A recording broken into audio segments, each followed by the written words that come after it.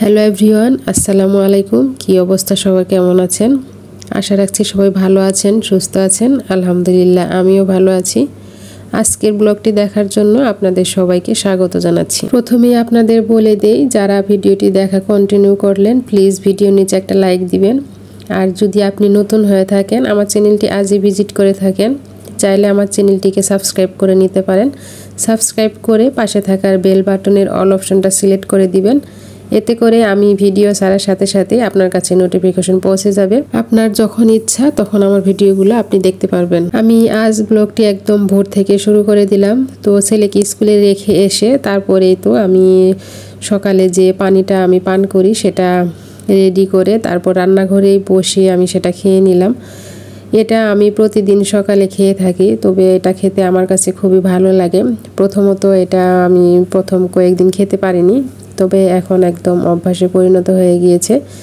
তো সকালবেলা আমি সেটা খেয়ে নিলাম। আর এখন এই তো রাতে কিছু টুকটাক গোছারের আইটেম নিয়ে এসেছিলাম, সেটা গোছানো হয়নি, তো সেগুলো ভাবলাম যে এখন একটু গুছিয়ে নেই, এরপর আবার আমি দুপুরে রান্না করে নিব।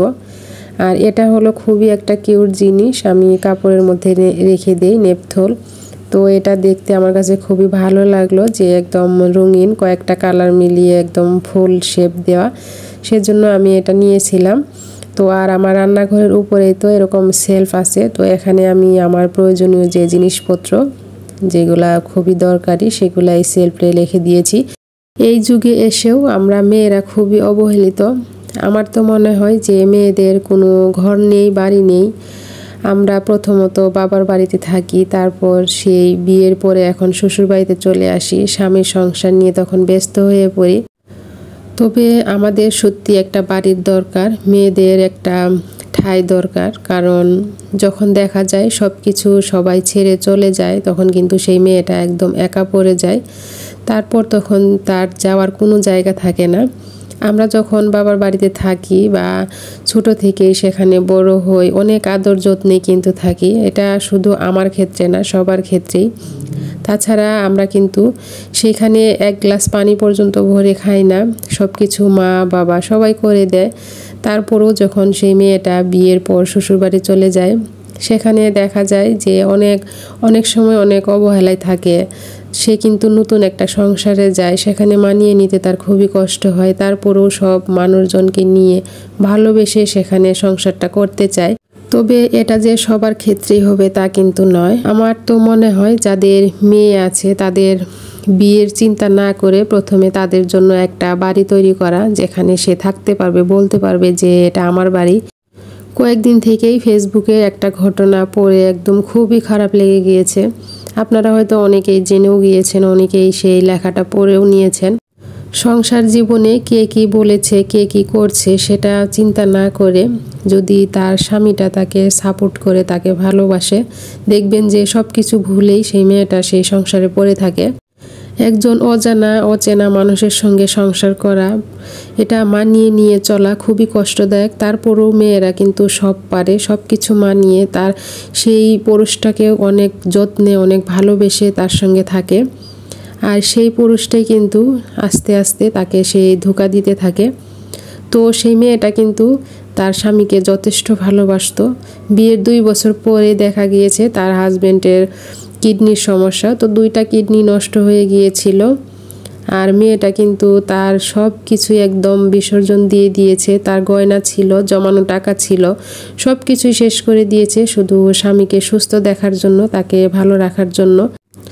যখন ডক্টর বলেছেন যে কিডনি যদি কারো পাওয়া যায় তাহলে সে হয়তো সুস্থ হয়ে যেতে পারে, তখন তার স্ত্রী কিন্তু একবারও ভাবেনি, নিজের কিডনি দেওয়ার জন্য একদম প্রস্তুত ছিলেন। তারপর তাকে সুস্থ করে তুললেন নিজের কিডনি দিয়ে। তারপরও দেখেন ছেলেটা কেমন বেঈমান, কয়েকদিন না যেতেই সে পরক্রিয়ায় লিপ্ত হয়ে যায়, সে এক বিবাহিত মহিলার প্রেমে পড়ে যায়। আর এরপর থেকেই শুরু হয়ে যায় সংসারে অশান্তি, আর সেই মেয়েটার উপর নানান রকম নির্যাতন। কথায় আছে না যে পুরুষ মানুষের যদি টাকা বেশি হয়ে যায় তখন সে কিন্তু তার শখের নারীকে পরিবর্তন করতে চায়। আর মেয়েদের যদি একটু টাকা হয় দেখবেন সে তার সংসারের জন্য পুরনো জিনিসপত্র বিক্রি করে তারপর নতুন জিনিসপত্র নিয়ে আসে। এটাই হলো মেয়েদের জীবন, কারণ সে একেবারে চলে আসে তার স্বামীর সঙ্গে সংসার করার জন্য। সামান্য একটু হাতে টাকা থাকলেই দেখা যায় যে সেই মেয়েটা তার সংসারের জন্য কত কিছু কিনতে চায়, যে এটা করব সেটা করব। আর যখন দেখা যায় যে ছেলেটার টাকা হয়ে যায় তখন তার শখের নারীকেই সে পরিবর্তন করে ফেলে। পুরুষটা কিন্তু একবারও ভাবলো না যে তার স্ত্রী তার জন্য কিডনি দিয়েছে, সে তার নতুন জীবন ফিরে পেয়েছে তার স্ত্রীর জন্যই। সেই জন্যই বলি যে মেয়েদের সত্যি একটা বাড়ি থাকা দরকার, একটা ঘর থাকা দরকার। সংসার ছেড়ে যদি সে বাবা মার কাছে চলে যায় দেখবেন যে কয়েকদিন পরে সেও অবহেলায় থাকবে। আর যদি তার একটা সুন্দর বাড়ি থাকে, একটা ঘর থাকে, সেখানে সে থাকতে পারবে, বলতে পারবে সেটা আমার ঘর, আমার বাড়ি, সেখান থেকে তাকে আর কেউ বের করে দিতে পারবে না। তবে জানি না আপনারা কে কে এই নিউজটা দেখেছেন, তবে দেখার পর থেকে সত্যি আমার খুবই খারাপ লাগছিল, তাই আপনাদের সঙ্গে শেয়ার করলাম।